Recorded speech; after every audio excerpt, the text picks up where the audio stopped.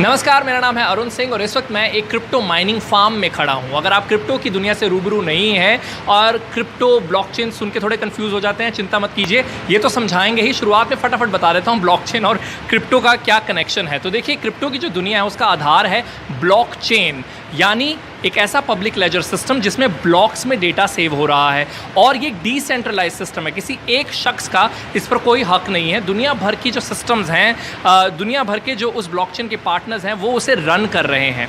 Run कैसे कर रहे हैं? आप कोई ट्रांजैक्शन करते हैं तो उसे वैलिडेट करना होता है। वैलिडेट करने वाले माइनर्स होते हैं, वो लोग जो माइन करते हैं कुछ इस तरीके से। वैलिडेशन ट्रांजैक्शन की होती है कॉम्प्लेक्स एल्गोरिथमिक प्रॉब्लम को सॉल्व करते हुए। ह्यूमन ब्रेन तो कर सकता है, लेकिन जब वो प्रॉब्लम्स और कॉम्प्लेक्स होती जाती हैं तो इन तरह की मशीनों की ज़रूरत पड़ती है और इसीलिए इस तरीके का माइनिंग फार्म इंस्टॉल करना पड़ता है।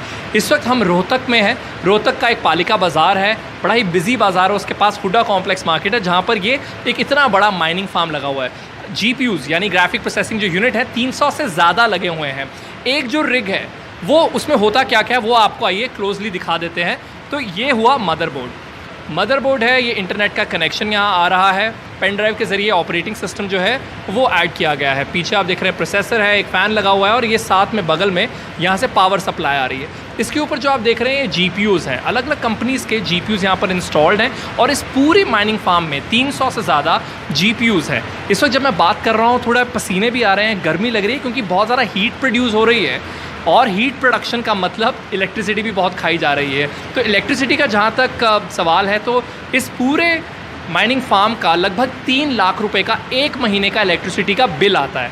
रही बात गर्मी की, तो यहाँ से ये डक्ट सिस्टम लगाया गया है, तो गर्म हवा जो है वो यहाँ से खींची जाती है और दूसरी ओर ऐसा ही एक डक्ट लगा है, वहाँ से ठंडी हवा है वो फेंकी जाती है। तो एक जिस सिस्टम में GPU हो, मदरबोर्ड हो, उसे एक रिग कहा जाता है। ढेरों रिग्स यहाँ लगे हुए हैं और यहाँ माइनिंग चल रही है एथीरियम की। इसके अलावा भी इन सिस्टम्स का इस्तेमाल जो लोग किसी और काम के लिए करना चाहते हैं, ब्लॉकचेन या फिर क्रिप्टो के लिए नहीं, किसी और काम के लिए उन्हें हैवी सिस्टम की ज़रूरत है, तो ये कंपनी जहाँ पर हम खड़े हैं वो उन सर्विसेज के लिए भी ये इन सिस्टम्स को ऑफ़र करते हैं। वेरी क्विकली अगर प्रदीप नरवाल हमें यहाँ पर ज्वाइन कर ले, we just have like few seconds of this video left. What is your company name?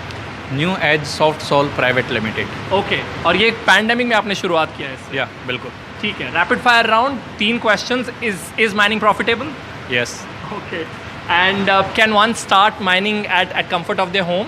Yes they can. Yes. And third, do you expect any regulation to come in India for mining? क्योंकि अभी जो है cost of acquisition में गिना नहीं जाता mining, यानी जब आप अपना टैक्स फाइल करते हैं तो आप प्रॉफिट से डिडक्ट नहीं कर सकते अपने माइनिंग की कॉस्ट। तो आप मानते हैं कि आगे का रास्ता जो है वो साफ है, थोड़ा बेहतर हो सकता है?